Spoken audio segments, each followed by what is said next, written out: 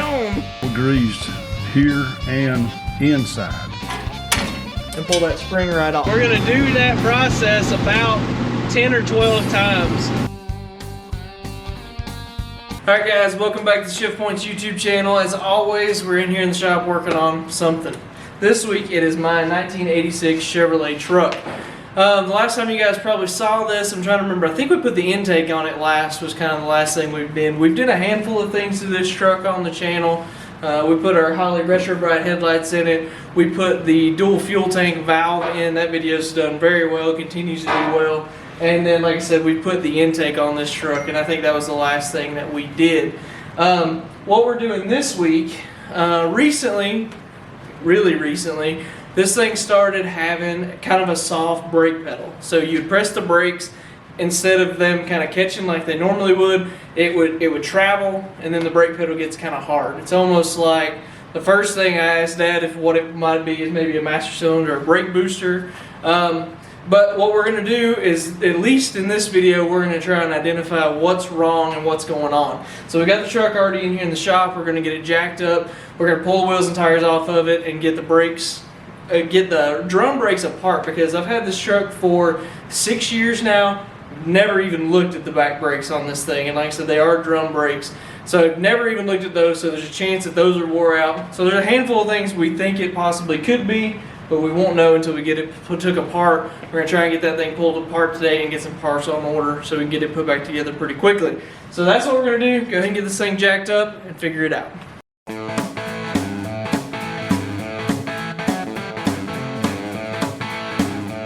Alright, so we went ahead and got the rear tires pulled off. This is the driver's side. I'm going to go ahead and pull the drum off. We did have problems with the wheels sticking, and you can actually see we took some 5/16 bolts and put in where the hubcaps are and pushed against the brake drum to get the wheel off. So we'll have to fix that also. Alright.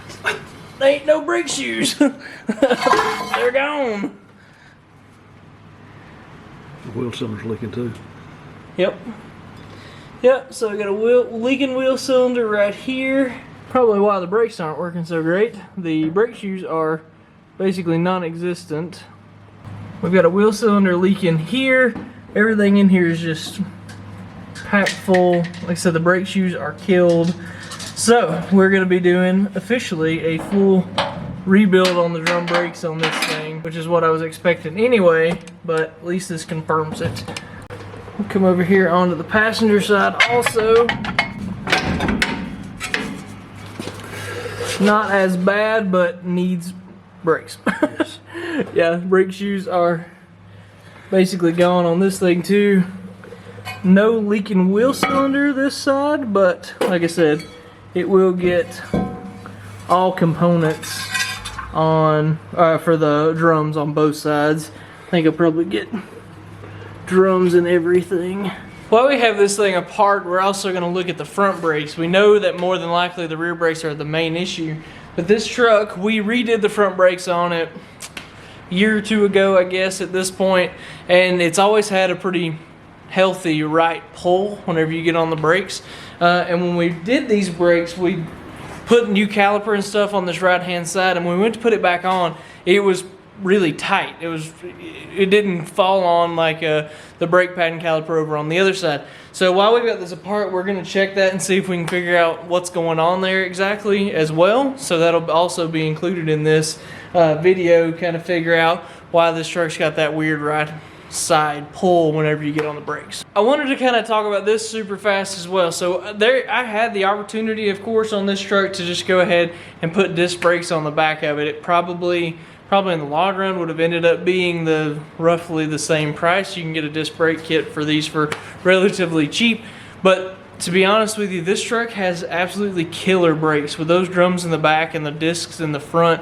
It is a really good brake system. The thing stops super well. So that's why I'm not making that change, just because honestly, even when the new motor goes in this truck, it's not going to be just a insane horsepower motor by any means.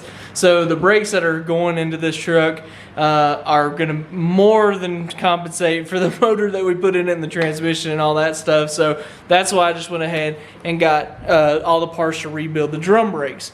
We picked up all of these down here at the CarQuest on the bypass. So we've got new brake shoes. We have new wheel cylinders for both sides.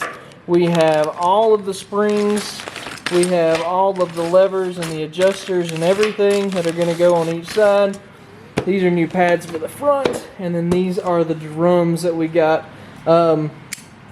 Honestly thought this stuff was super reasonably priced, and I'm probably the only guy in the area that's doing a whole drum brake rebuild on this. But you can see how nice those rotors even look and everything. Old habits die hard. How nice these drums look and everything. So that's going to be a really nice piece there. So we'll go ahead and start cleaning up the brakes so that we can get all the crud out of there, and then go ahead and start disassembling them. Nice little thing here while you're cleaning these up. You can get you a big bucket, hang on that bottom lug stud, and get everything cleaned off real good before you start. Well, we run into our first little hiccup. So yesterday when we ordered the parts, they asked us if it was 2 or if the brake shoes on the back were 2 inches or 2 3/4 inches. And when Dad measured them, he measured the drum, and he said 2 1/4 is what the drum measured. The drum's a little wider. And what I heard from across the shop was 2 3/4. So I told them the big brakes, they had all those. It's the wrong stuff, and that changes everything. So if you guys are working on one of these, that is important to know. Make sure you measure your brake shoes. There's a 2-inch option, the light duty, and the 2 3/4 inch, the heavy duty option. And this truck has the 2-inch one on it. So that is important. Like I said, that does change. Apparently changes the brake hardware kit, the wheel cylinders, the shoes. It changes basically everything. So we got to take that stuff back, and they'll have the stuff that we need this evening. So just so you know, and that also applies for the front on these things too. There is a 1-inch rotor, 1-inch thick rotor, and an 1 1/4 rotor, if I'm not mistaken. So there is a difference in the light duty and heavy duty brakes on these trucks. So it's definitely important to make sure you measure that stuff, especially if you're going to order it online. If you're getting it at a parts store, it's one thing. It's usually pretty easy to take that stuff back like we're going to do. But if you're ordering it online, it's a lot more bigger hassle. So make sure you measure that right. Make sure you order the right thing whenever you're doing this. So now, while we wait on parts, I am going to go ahead and start taking these rear brakes apart. I did give me some good pictures of it to make sure I can put everything back how it needs to be. So go ahead and start taking this apart and get it down to just the bare axle and backing plate. So as we start to disassemble this, Dad has one of these brake tools. It's for drum brakes specifically. Before you get started, it's nice to have this. It's not you don't absolutely have to have it by any means. I know that's what people are going to say, blah, blah, blah, blah. You can just use needle nose pliers or whatever. Yes, all that's true, and yes, you can do that. But this does make things a little easier, especially up here on the top whenever we're taking the springs off. You take this, it has this guy right here, has a little finger off the top of it, and basically what you can do is you take that, put it on the back side of this spring, and you can take and rotate it around like this and pull that spring right off. And it's literally that easy to do. And you can do that again here on the back spring that's there. And there you go. Literally, it's that simple. Again, yes, you can do that with a pair of pliers, but this thing just makes it a lot easier to do. So we'll go ahead and get that off. That has all the shoes basically released at this point. These springs off. There's some springs here on both sides with a pin in the center of them, and we can just take a pair of pliers like this, and we have to get that rotated to where the spring will come out of the pin like that right there.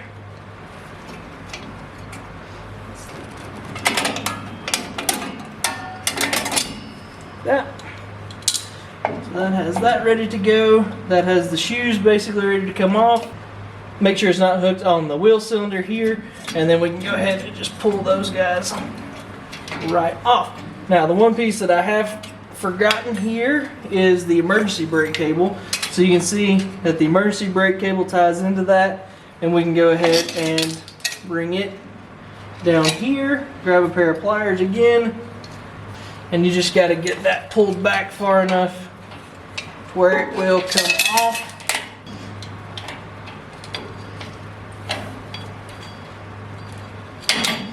Disconnected just like that, and then everything is apart, and the only thing that we have left to do, pull these pins out, which this one is almost broken, so that's probably a good thing that that's gone.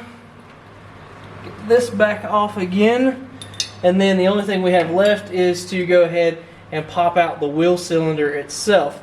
So this side wasn't actually leaking. We're on the passenger side right now. So to get the wheel cylinder off, we have to get back here in the back. We have to disconnect the brake line, and there's also something else holding the wheel cylinder on. A couple bolts here, that's it. There's a couple bolts back here that we need to take out, and that'll let the wheel cylinder come out, and then we'll have new wheel cylinders put in this thing. All right, we're over here on the other side. We're gonna do the same thing again. We're gonna do it a little faster this time though.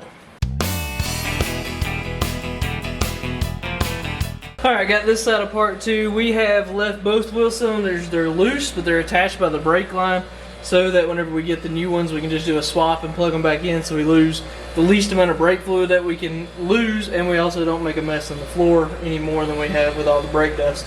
So everything on both sides are completely apart now. One thing, one little note here. On the back side on this wheel cylinder, I told you guys, and I'll show it whenever we pull it off, there's two bolts holding it, two 3/8. The heads of them are 3/8, and then the brake line itself. On the brake line, make sure to use a brake line wrench. This guy right here, especially if you don't want to chance having to remake the brake lines. Get one of these. This is very good. Keeps you from wringing the shoulders off of it. And the other side of that, mine, especially on that side, these two bolts for the wheel cylinder were super tight. And make sure, if you have it, to use a 6-point socket instead of a 12-point, because I had a 12-point on that one and it tried to roll the shoulders on that bolt.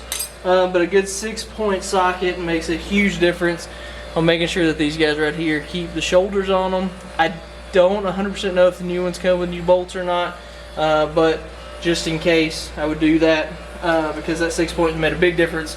And I used a 3/8 6-point on a 3/8 drive ratchet and made it a lot easier to do. So just for your information.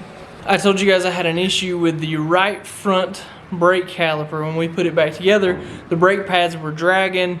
They're really hard to put on, and this thing had a really severe right pull whenever you hit the brakes. So we thought we would go ahead and start investigating that. So what we are looking at here is this. We believe this caliper is supposed to float, and it does not.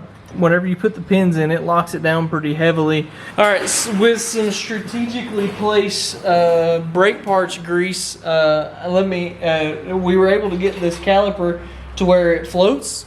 It was at one point it was completely locked down. It doesn't float a lot, but these are brand new pads though, so we're not expecting there to be a ton, but there is some movement. So we'll take you over on the other side and show you what components that we grease to make sure that they're floating really well. Since we've already got this side apart, or we've already got it back together, we'll take you to the other side because we're going to do the same thing over there to make sure it doesn't do anything crazy. So as we take this side apart, we noticed whenever we started to take the other side apart and put it back together, getting those pins, the caliper pins here, the caliper bolts, these guys right here, when you go to screw those in, they were really tight, really hard to get out, really hard to get in. And we've been greasing these pins, but I don't know if I have been greasing them in the right place, to be honest with you. And so when we take the caliper off here, we take a look at it, we'll use our tool here. This is another nice little piece here, just a caliper retracting tool, I guess is what you call it. Piston. Retracts a piston. And as simple as that, you can use a ratcheting. It's just a ratcheting deal, and it pushes the piston back in so that you can get the new pads put in place. And this is a lot easier than the C-clamp that we used to have to use with an old brake pad. It's important also to keep an eye on your master cylinder when you're doing this, because it is going to pump the brake fluid back up, but we are good up here. But now, so these bushings here that are in the calipers themselves, Dad's going to take those out They're hard to get out. They're hard to move because they don't have any lube on them. You said earlier that it was really hard to get the caliper to float. It's because we think these didn't have lubricant where they need to be. There's a rubber seal here. There's a rubber seal outside this bushing. And if they're dry, they lock everything up as soon as you tighten those bolts.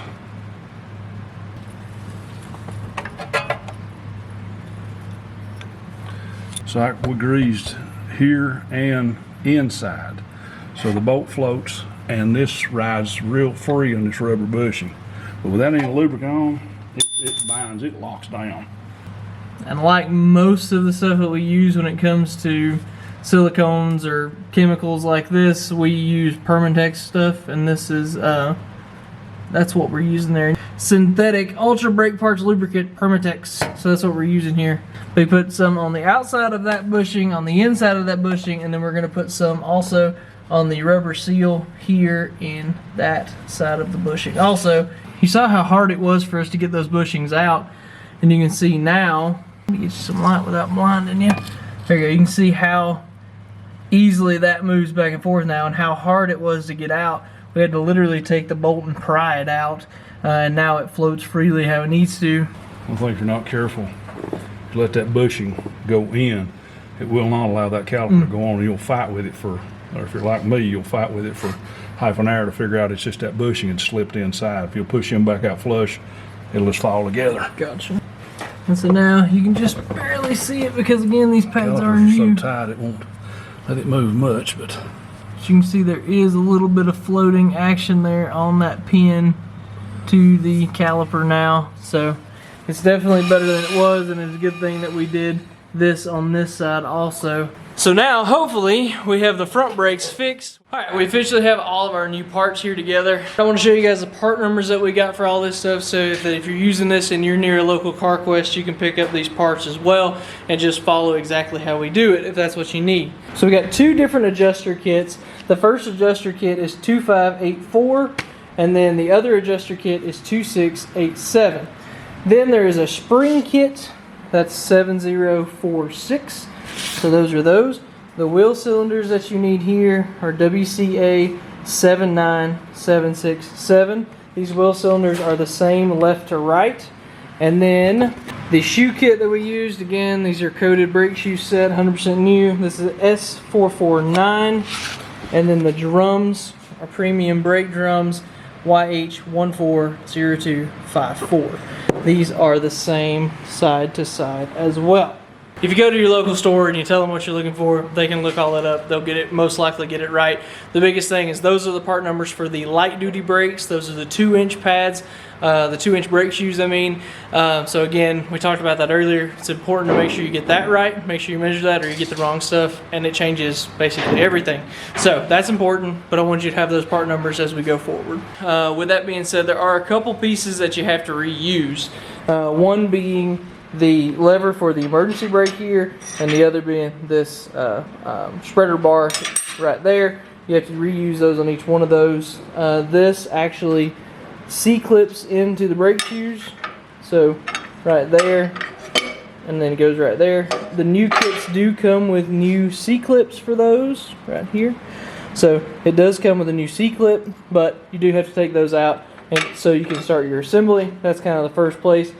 We did get the wheel cylinders put in yesterday evening. Just simple 2 bolts and putting in the brake line there. So that's the new ones. These also have to be reused. These little T legs off the master cylinder, whatever you want to call them, they do have to be reused. So I got them pulled off, cleaned those up yesterday so that they're ready to go back in. I'll take a little grease and put on those before I put them in here finally.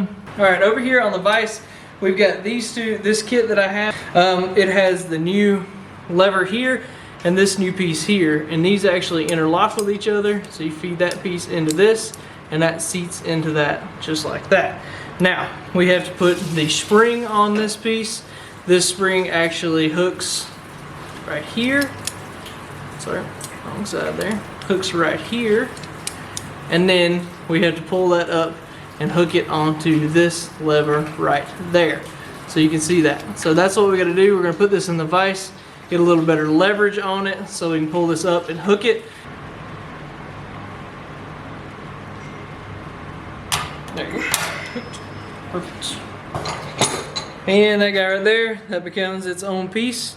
Now we can head over to the truck and go ahead and start doing the reassembly. All right, on the truck itself, first thing we gotta do is get our emergency brake lever on. I've got Dad here, a couple pair of pliers. He can pull that spring back.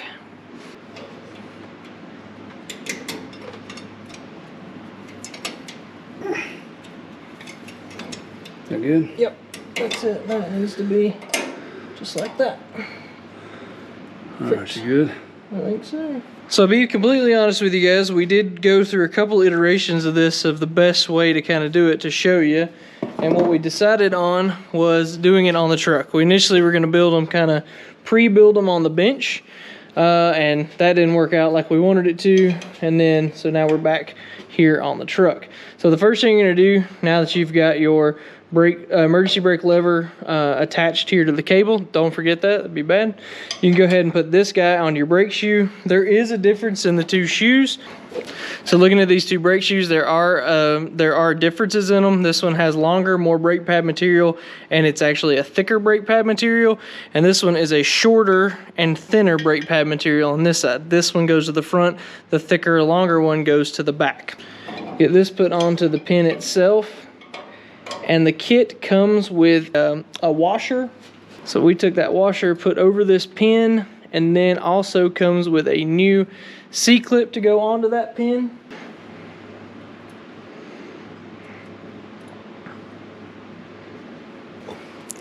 So you can take that, take a screwdriver and push that C-clip. You can launch that C-clip across the room. And then once you get it back, you can put it back onto this pin. And push it on with this flathead screwdriver, maybe. Just like that. There we go. So now that has that C-clip put in place. And that locks these two guys together. We got this, in our kit, it's a green spring, looks like this. That goes on the bottom. That hooks in this hole on the brake shoe. And we'll bring in our second brake shoe and hook it right there, just like that. Now we're gonna take our kit had a new adjuster in it. So we'll take our adjuster, turning that wheel towards the rear of the truck. And spread that spring. And seating that adjuster in place there. Get clearance there. Okay.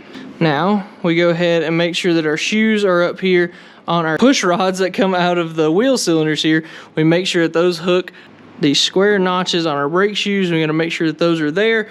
And now these are very crooked. There we go, like this.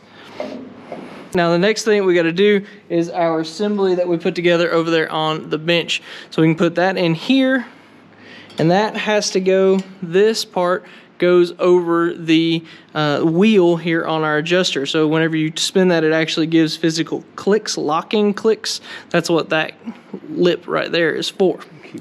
This seat, and we put it in here on that hole in our adjuster right there. And then that also goes through the brake shoe itself.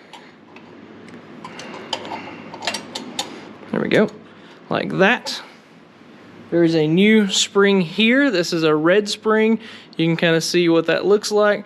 That goes here on the bottom side of that lever. Just like that. What we'll do next is go ahead and get our brake shoes locked up to the backing plate itself. This spring and this seat here, these are the new pins that come with our kit. Again, these are going to come through the backing plate and come through this seat that we just put in. And then using a pair of regular pliers here, we have the yellow spring that goes on this seat. It goes back here on the brake, on the emergency brake lever side. And then this longer green spring, we've determined that that one goes up here in the front. Again, these are getting the brake shoes attached to the backing plates themselves. So we got the pin run through here. We've got our spring and our cap. And we'll go ahead and push that in. Just push it in and rotate it. 90 degrees, and that locks that spring down, and that cap onto that keeps it. As long as you make sure you get that turn 90 degrees, that won't spring off. Now on the front, we got to do the same thing. So we have another seat here. It's going to go in this hole.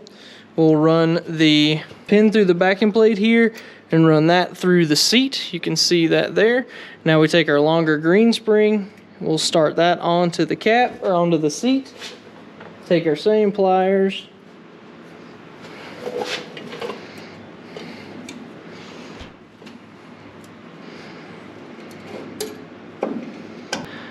All right.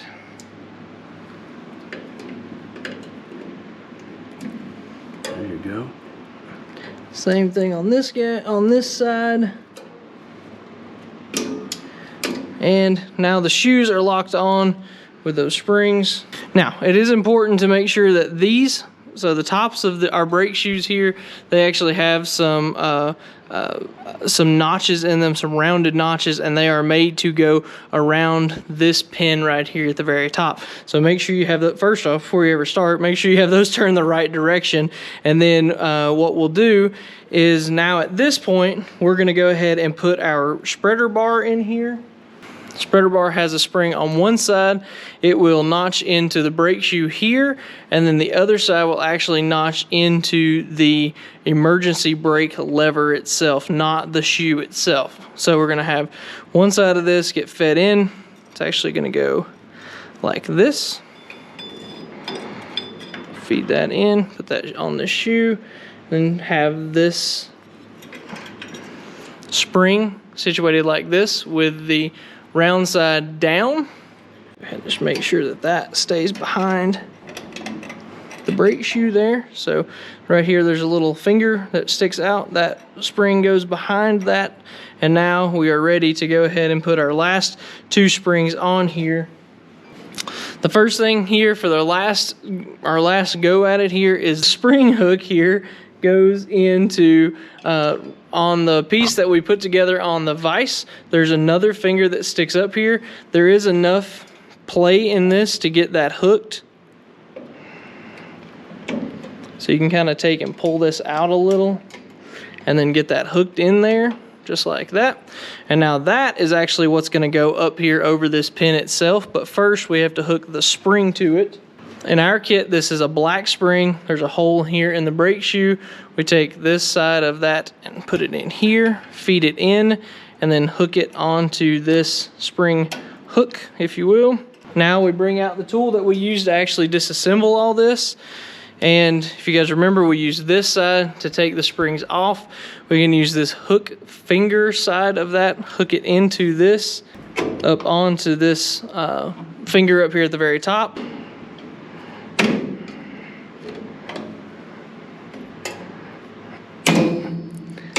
There we go.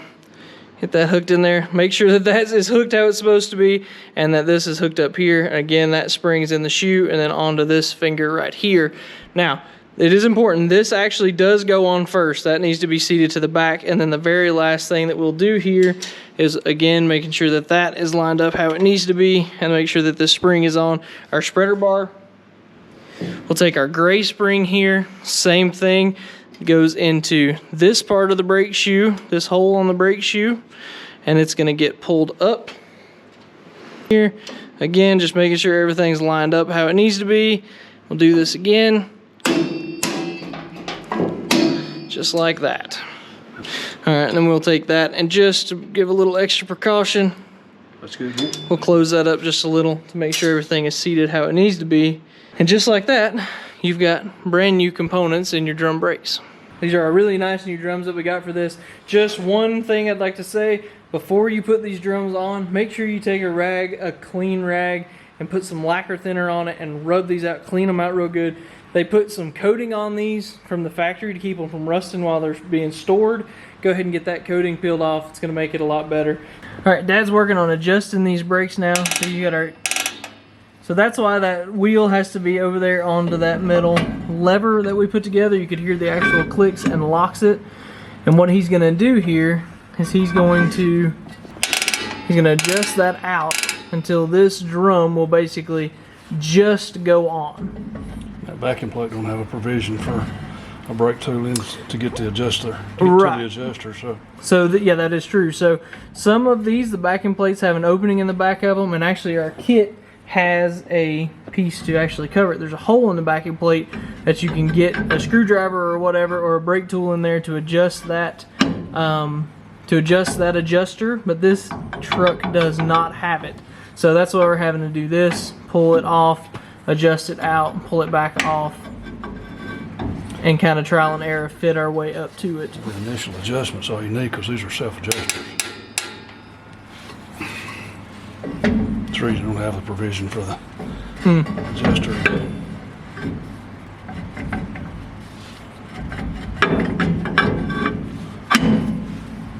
So you can see there, that very last one, it would just, you basically had to push it on, seat it in there good. Now that is adjusted how it needs to be. And Dad did say there a second ago, in case you couldn't hear him, these are self-adjusting. So there is a procedure that you can go through, basically backing it down the driveway and then hitting the brakes and letting those hitting the brakes and getting the truck to stop and stop really well in the driveway, and that will adjust those brake shoes out. It's good to do that every so often whenever you have these drum brakes like this. All right, just so you guys have reference for both sides. This is the passenger side. So you can see, I just want to give you a real slow pan of the components, how they all go together.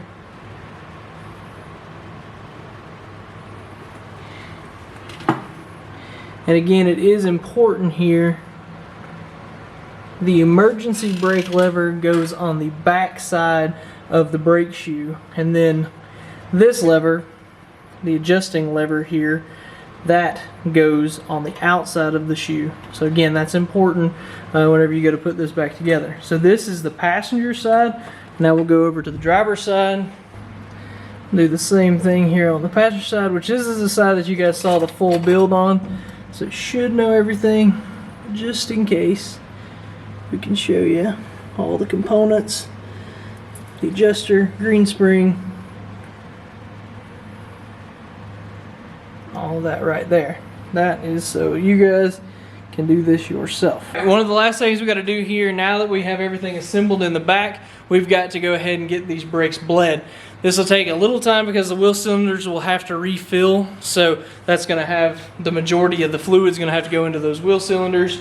But Dad has already cut us off a piece of tubing here. So Dad has this old, it's actually oxygen tubing, like oxygen pieces, something that he's picked up, and it has this end on it. It's pretty nice because we cut that off, and it has this small hole, and it fits very much under the, or very much onto the bleeder very tightly.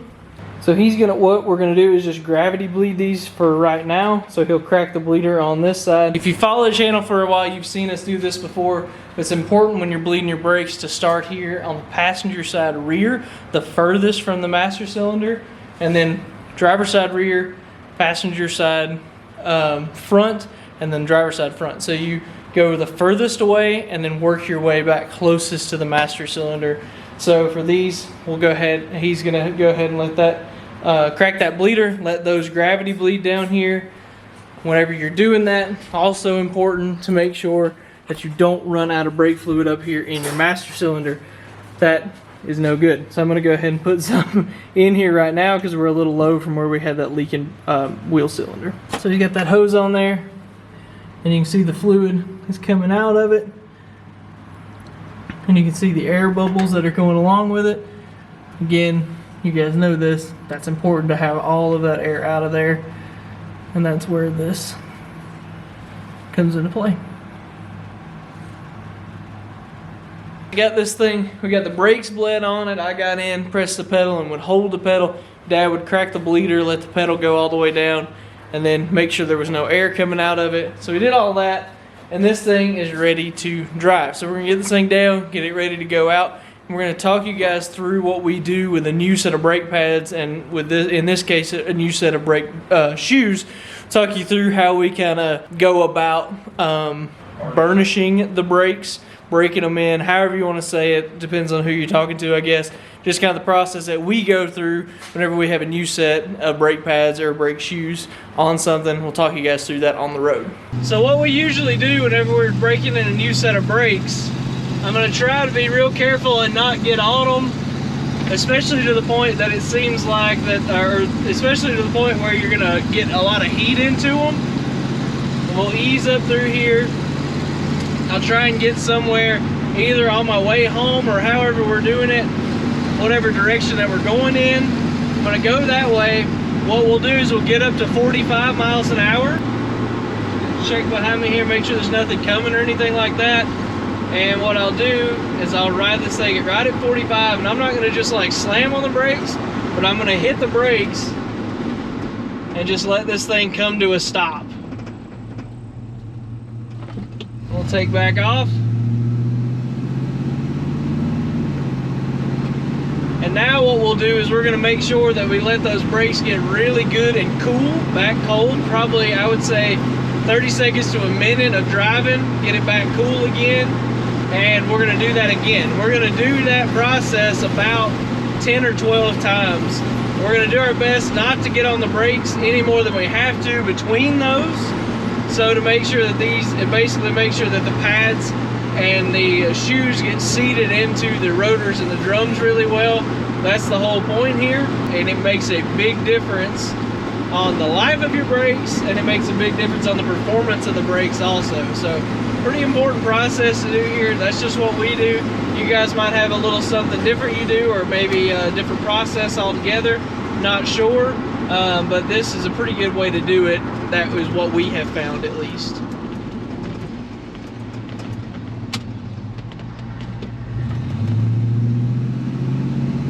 There's number 2.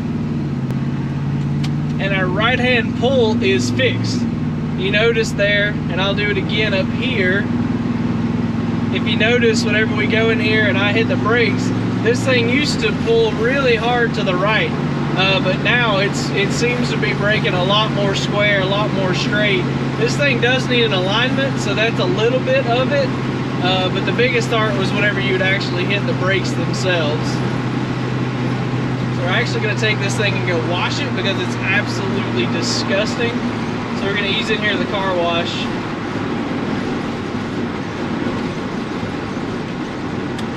Get here into the turn lane.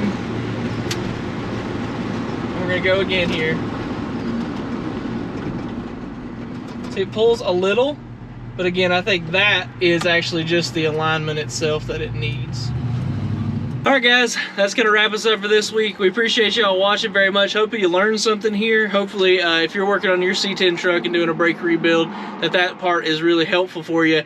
Make sure to leave us some comments if you have any suggestions or things like that, or maybe some other things you want to see with this truck. Let us know. We're happy to do it. Make sure to hit that subscribe button. It helps us out, gets us in front of more people, and make sure to follow us on social media. We are almost at 10,000 followers. And while that doesn't mean all that much, it's a big deal for a couple guys like me and Dad here in Western North Carolina. So we appreciate you guys very much. We'll see you next week.